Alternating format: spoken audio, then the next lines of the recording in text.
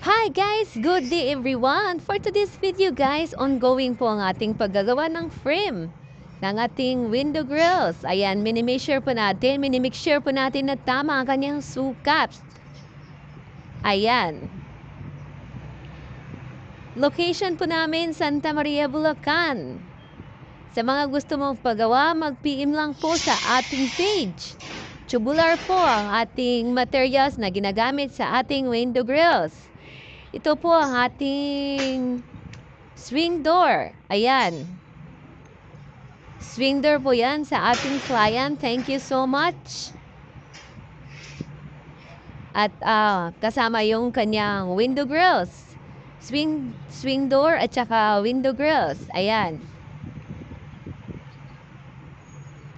Ang ganda ng kanyang design.